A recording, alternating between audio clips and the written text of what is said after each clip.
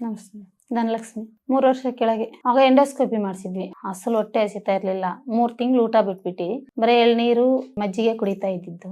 ಏನಾಗೈತೆ ಅಂತ ಹೇಳ್ಬಿಟ್ಟು ಎಂಡೋಸ್ಕೋಪಿ ಮಾಡಿಸಿದ್ವಿ ಅನಂತಪುರದಲ್ಲಿ. ಆ ಎಂಡೋಸ್ಕೋಪಿಯಿಂದ ನಮಗೆ ಕ್ಯಾನ್ಸರ್ ಐತೆ ಅಂತ ಗೊತ್ತಾಗಿತ್ತು. ಅವರು ನಮ್ಮನ್ನ ಕರ್ನೂಲ್ಗೆ ಕಳ್ಸಿದ್ರು. ಅಲ್ಲಿ 1 ವರ್ಷ ಎಲ್ಲ ಕೀಮೋಗಳಿಕ್ಕಿ ಆಪರೇಷನ್ ಮಾಡಿದ್ರು. ಆಪರೇಷನ್ ಆದ್ಮೇಲೂ ಮತ್ತೆ 1 ವರ್ಷ ಇಲ್ಲಿ ಏನೂ ಇಲ್ಲ, ಸುಮ್ನೆ ಚೆಕಪ್ ಹೋಗ್ಬಿಟ್ಟು ಬರ್ತಾ ಇದ್ವಿ. ವರ್ಷದ ಮೇಲೆ ಮತ್ತೆ ಸಣ್ಣಗ್ ಬಂದವೆ ಅಂತ ಹೇಳ್ಬಿಟ್ಟು ಮತ್ತೆ ಒಂದು ಆರಕ್ಕಿದ್ರು. ಮತ್ತೆ ಬರುತ್ತೇನೋ ಅಂತ ಹೇಳ್ಬಿಟ್ಟು ಕಳ್ಸಿದಾರೆ ಮನೆಗೆ. ಇದು ಯೂಟ್ಯೂಬ್ ಅಲ್ಲಿ ನೋಡ್ಬಿಟ್ಟು ಇಲ್ಲಿಗೆ ಬಂದಿತ್ತು. ಇವಾಗ ಏನಾದ್ರೂ ತಗೊಂಡ್ರೆ ಏನಂದ್ರೆ ಕಡಿಮೆ ಆಗುತ್ತೇನೋ ಅನ್ನೋ ಒಂದು ನಂಬಿಕೆ. ಇದು ಅಂತ ಗೊತ್ತಾಗದೆ ಮುಂಚೆ ಏನು ಕೊಡ್ಸಿಲ್ಲ. ಗೊತ್ತಾದ್ಮೇಲೆ ಕರ್ನೂಲ್ಗೆ ಹೋಗಿ ಕೀಮೋ ಕೊಡ್ಸ್ಕೊಂಡಿದೀವಿ.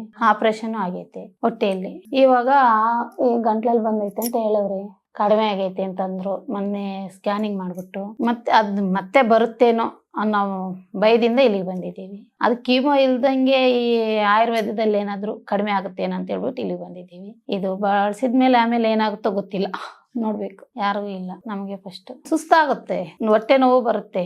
ನೋವಿಗೆ ಏನ್ ನಿದ್ದೆ ಬರುತ್ತೆ ಹೇಳ್ರಿ? ನೋವೇ ಸರೋಗುತ್ತೆ. ಸೊಂಟ ನೋವು ಜಾಸ್ತಿ ಇರುತ್ತೆ, ಒಳ್ ನೋವು ಇರುತ್ತೆ.